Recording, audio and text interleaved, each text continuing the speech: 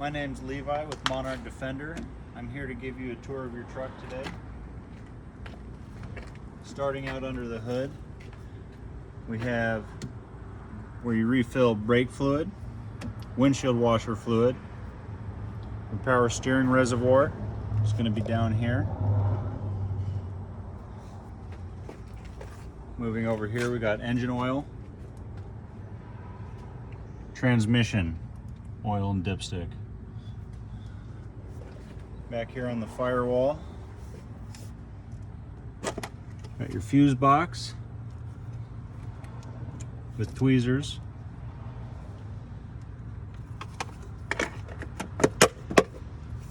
ECM AC system.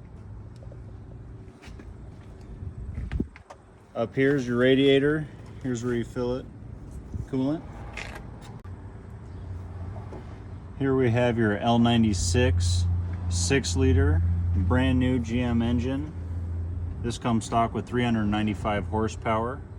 We have that hooked up to a 6L80E with 4x4 capability in the back, straight to your Land Rover transfer case.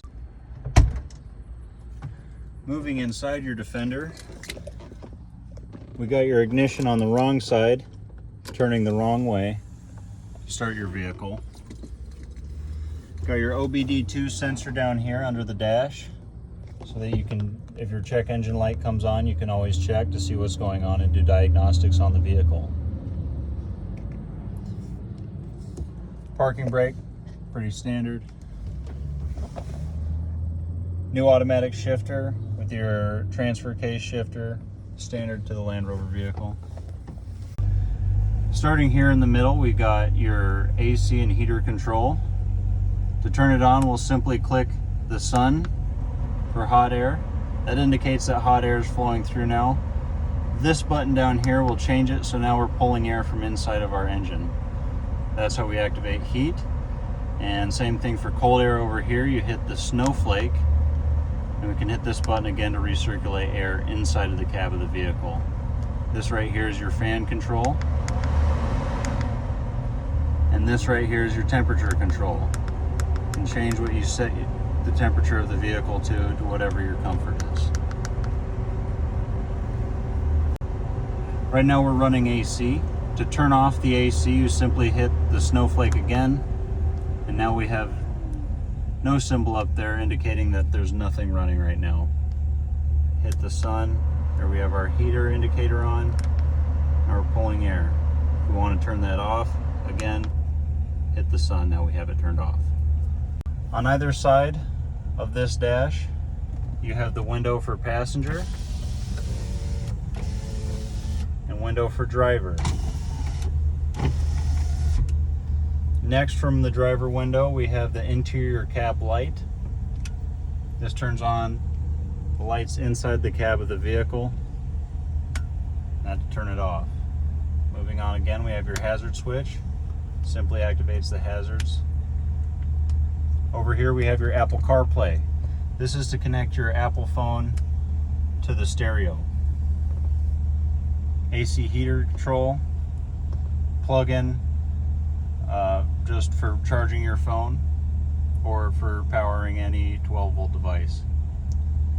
Next we have your fog lights and your roof rack light. To turn on the fog light, simply one click. Now your fog lights are on the bumper of your vehicle. Second click, now we have your fog lights on and your roof rack lights on simultaneously. To turn them off, all the way down. Over here, this is your heated windshield. This is to heat the windshield in the winter time or to defog the windshield. To turn this on, simply click once down, and to turn it off, back in the zero position and center. Down here on your center console, you've got your heated seat controls. Up for warm and down for hot, centered for off. Back here you've got your window controls for your rear passengers.